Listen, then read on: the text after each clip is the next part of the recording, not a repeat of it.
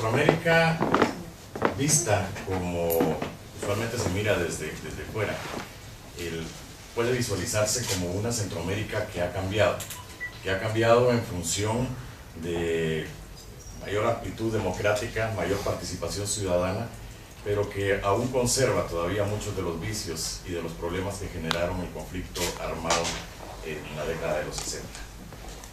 Somos un lugar de contrastes, somos más de 35, 37 millones de habitantes en la región centroamericana, tenemos una diversidad cultural y étnica impresionante, sin embargo también tenemos una riqueza natural, es una región extremadamente bella. Y sin embargo, en este momento yo lanzo la pregunta, ¿estamos mejor o peor de como estábamos antes de que se firmara la paz? Y espero en el transcurso de la presentación poder resolver esto. En la década del 90, de los 60 al 90, surgen los conflictos armados, la situación social imperante, hay una pobreza bastante marcada y una diferencia y una brecha muy grande entre los grupos que podían mantenerse y los grupos que no tenían la capacidad económica para salir adelante.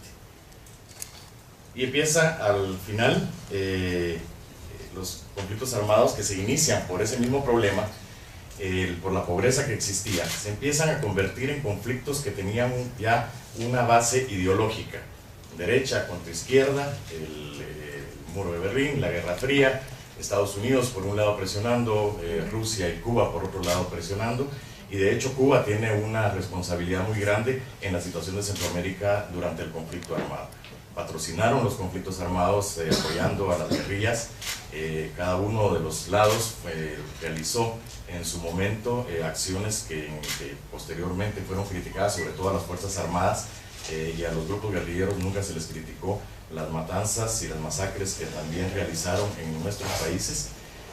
Todos estos grupos financiados por Cuba y por Rusia en su momento también causaron dolor y muerte en nuestro país. Y como ven ustedes, el conflicto al final ya no era una reivindicación de los derechos de la gente más pobre, de los indígenas o de los campesinos, sino que ya se convirtió eminentemente en un problema totalmente ideológico. Sin embargo, hacia 1980 se inicia el proceso de la búsqueda de paz a través de Esquipulas I, donde el presidente Arias, el presidente Cerezo, el presidente Napoleón Duarte, el presidente Azcona Oyo y Daniel Ortega, en ese momento que había tomado el poder como producto de la revolución en Nicaragua, inician el proceso de paz de toda la región y marcan o elaboran el mapa de ruta para concluir con el proceso de paz. Se instala el Parlamento Centroamericano, surge o se modifica y se transforma el sistema de integración centroamericano. En 1992 se firma en Chapultepec la paz de El Salvador y en 1995 se firma en Guatemala los acuerdos de paz firme y duradera, para que, según la población, alcanzar una región totalmente en paz, lo cual, como lo acaba de decir Marta McCoy, en ningún momento nosotros hemos logrado llegar a vivir en una verdadera paz. Continuamos con muchos problemas, continuamos con la violencia, continuamos con muchos asesinatos, bien lo decía Marta, promedio de 17 asesinatos diarios solo en Guatemala. Durante los últimos 10 años creo que han muerto más personas por la violencia en este momento en el país que lo que murieron durante el conflicto armado. ¿Sí? Finales de la década de 90 hasta la fecha, ¿sí? Álvaro Arzú, Napoleón Duarte, José Azcona Oyo, Alfredo Cristiani, Violeta Chamorro y Oscar Arias son al final los artífices de esa paz que puede quedar, que nos dieron continuidad a todo el proceso de paz que se instala a través, o que se inicia a través de Esquipulas I, y son ellos los que logran llevar esa paz relativa a nuestros países. Y eso es lo que usualmente quisiéramos ver. O sea, Guatemala, El Salvador, Honduras y Nicaragua, países desarrollados, países urbes o metrópolis, que han cambiado totalmente su aspecto en relación a lo que era hace 30 años, pero sin embargo continuamos con lo siguiente. Ese contraste. Continuamos con ese contraste, con ese cinturón de pobreza alrededor de las ciudades, continuamos con ese cinturón de pobreza que existe todavía en el interior de cada uno de nuestros países, en el área rural de nuestros países, que como vamos a ver más adelante es producto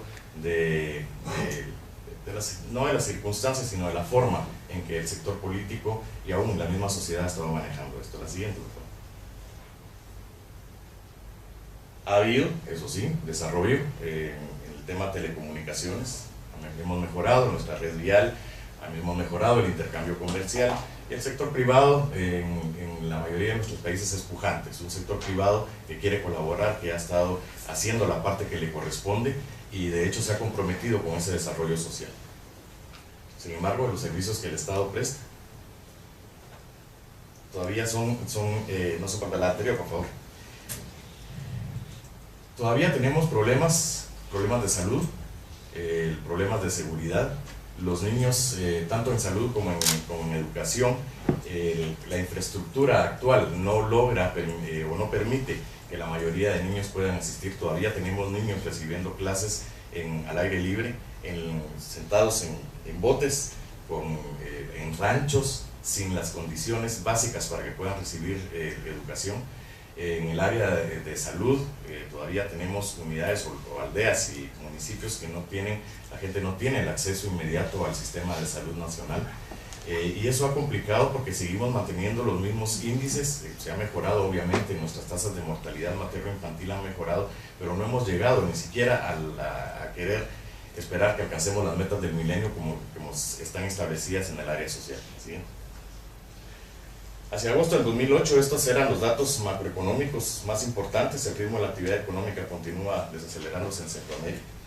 A mayo del 2008 la variación de la tendencia del IMAE fue de un 5.6%, mientras que el año anterior se encontraba en un 6%.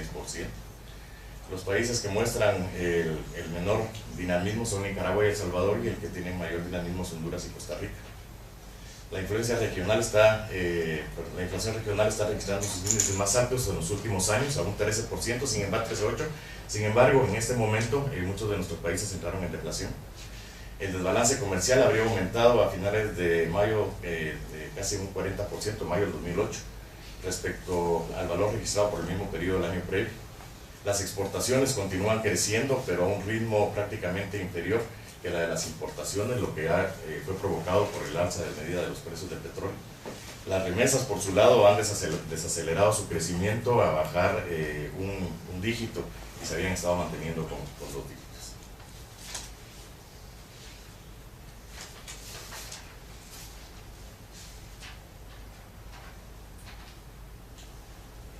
Cuando les presento las fotografías de cada uno de los presidentes en esta nueva era democrática de nuestros países, Guatemala, El Salvador, Honduras, Nicaragua y Costa Rica, lo hago bajo 2 objetivos. En el primero, demostrar que aunque estábamos en un periodo democrático, en un periodo de paz, Jorge Serrano Elías realiza ciertas acciones que provocan que se diera un golpe de Estado para derrocar. Jorge Serrano Elías en este momento se encuentra aún en Panamá y tiene una acusación todavía que no puede regresar a Guatemala porque le inician proceso. Posteriormente Ramiro de León lo sustituye, nombrado por el Congreso, quien luego le da posesión a Álvaro Arzú, posteriormente Alfonso Portillo, Oscar Berché y Álvaro Colón. En El Salvador, Alfredo Cristiani, Armando Calderón Sol, Francisco Flores, Antonio Saca, Mauricio Funes del FMLN.